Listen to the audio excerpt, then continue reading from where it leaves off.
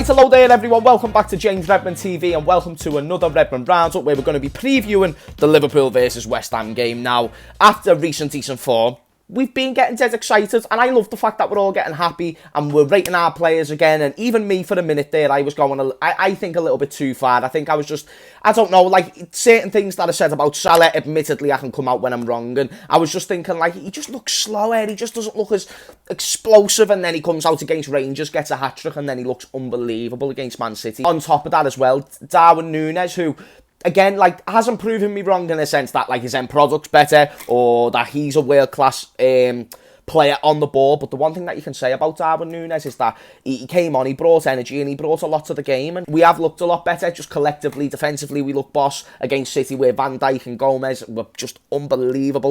We don't know the extent of certain injuries like Konate and whatnot. We know that Diogo Jota, oh, God rest his soul, I love Diogo Jota and I'm just devastated. One, that he's missing a World Cup, and two, that he's not going to be in our starting 11 because I think he's one of our best and most underrated attackers. No Luis Diaz as well, but we need to march forward with what we've got, and marching forward, the next step of that march is against West Ham. So West Ham are currently 13th in the league. They haven't lost in 3 games. The last loss that they did have was against Everton. They've also done fairly well on the Europa League point of view. Of course, they've got none of that this week, but that's been keeping them a busy schedule, which maybe suggests the drop in form. On top of that as well, Liverpool have lost just one of their last 49 home games against West Ham, which came in 2015 in a 3-0 defeat under Brendan Rodgers. And of course, last season when they beat us 3-2 at the no, not the Bowling Ground, sorry, West Ham fans, I'm bringing up proper old times for you. The London Stadium, is it the London Stadium? Yeah, that was the last time that they beat us, and it was a good performance. Mane missed a big chance in that game. God rest Sadio as well, mate, bloody hell. Proper nostalgic, this, isn't it? But no, it shows that it's a competitive game, but the home record against most teams is just really, really, really good. David Moyes has never beat Liverpool at Anfield either, so take that with what you will. Besides all these stats to me are just BS. I just know that you feed off it, so I'll tell you them. The game for me, as excited as I am and as much as I like how the team's playing, I just think we just all need to calm down just a little bit. Don't be putting us in a title race. Don't be saying like, oh, we're going to be back on the streak. We've got a lot of injuries.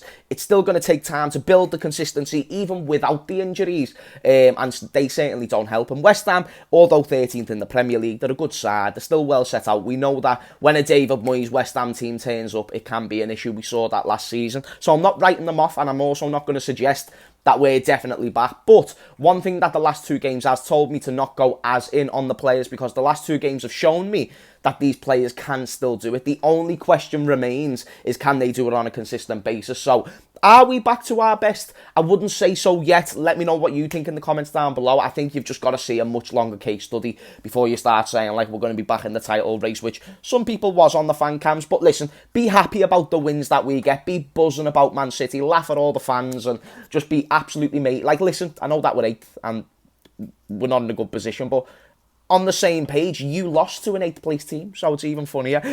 Line-up predictions for this game and also the way I think it's going to go. It's going to be interesting, mate. West Ham have got some serious threats when it comes to their team, of course. It depends if they're going to turn up or not. But Ogbonna, who got injured in the last game against us, I believe he's back. So we know that they're already going to look like a better defence. As much as he likes to kick cats, Kurt Zouma is also going to be playing this game. Kurt Zouma, good centre-back as well. So we know it's going to be hard to break them down. We know they're going to sit back. They've also got the explosiveness on the other ends with the likes of Antonio, and then you've got Jarrett Bowen, really good on the ball, really impressive player. Had a bit of a slow season, but we know that he's got that quality to be able to break a defence on any individual day.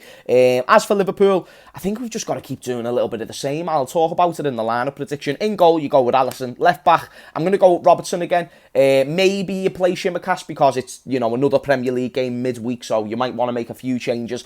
I'm happy with either or, but I think he's going to go with Robertson. Right back, I do expect Trent to come back. Let me know what you think. Would you be more happy to see Milner again? Because he was actually belter. against Man City, but you can't play Milner twice in 1 week. So I'm going to go with Trent on who I think he's going to play. Obviously, with Konate out, I assume, then Joe Gomez and Van Dijk are the ones to be expected to take the centre-back partnership. Matip's out as well. Now, the midfield is a really interesting topic of conversation because I've just been trying to think of the midfield three that I'm going to go with, and I'm stuck between Henderson and Fabinho. I'm also stuck between Thiago and Curtis Jones. We know that we're very limited on midfield options. We don't want Thiago to run into the ground. Curtis Jones is back and available. He just hasn't played any minutes yet. Arthur's out injured. It's an interesting one. Let me know what you think in the comments down below because I'm really stuck on the midfield and I honestly don't have... I'm going to leave that to you. I don't know who we're going to go with, but what I would do is just best midfield because I want to maintain that consistency. However, I know that it does open you up, more susceptible to injuries. It creates more of an opportunity for injuries and that's not what you want when you're in our position, especially leading towards a World Cup. So I'm going to be open with the midfield and just leave it to you. And then the front three, I think you play Salah, I think you play Bobby, and I think you play probably Nunes on the left. If not, you play Harvey somewhere, but I think he'll probably be rested. I don't know, people. This is a really interesting one. I can't come up to a definitive decision on who's going to start and play this game. However, the approach that I think we should have is Firmino playing in that number 10 role where he drops a little bit deeper. Salah playing in that number 9 sort of inside striker. I'm only talking about where they're going to line up on the format before the game. The way we should play is Salah playing in behind, playing as that inside forward, Firmino playing in the number 10. You've got Trent and Robbo obviously whipping balls in, but also defending for your lives as well. Allow West Ham to put us under a little bit of pressure, allow them to have the ball a little bit, and once you get that ball, create those counter-attacks. But it just depends if West Ham feed into that style of game. On top of that, we could just move the ball quicker than what we have been recently, because that's been the main thing that has been really annoying me, is the fact we're not moving the ball quick enough. Last few things before we end the Redmond roundup. Jurgen Klopp will not be banned on the sideline for this game. He has been charged by the FA for his actions, which I think is fair to a degree. I feel like regardless whether he was right or wrong, and even David Moyes, fair play to David Moyes, came out and said Jurgen Klopp was absolutely bang on. He was fuming about a decision that was actually a foul and weren't given.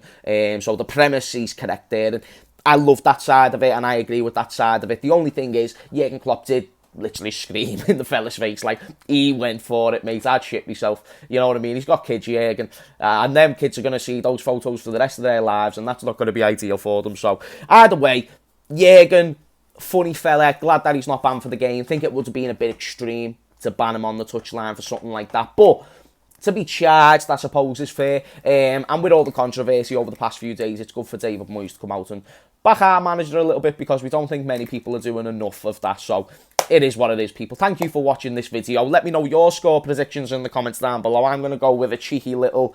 I'm going to be confident. I'm going to say 2-0. Oh, but I might just say a draw, because I've been wrong every time this season that I've predicted us to win. I said we were going to lose against City and we won. 1-1. 1-1. It's going to be 1-1. Or do I say we lose? I don't know. I'm not going to overthink it. Let me know your score predictions in the comments down below. Thank you for all the support on the channel recently. And guys, I will see you all at the game later. Peace.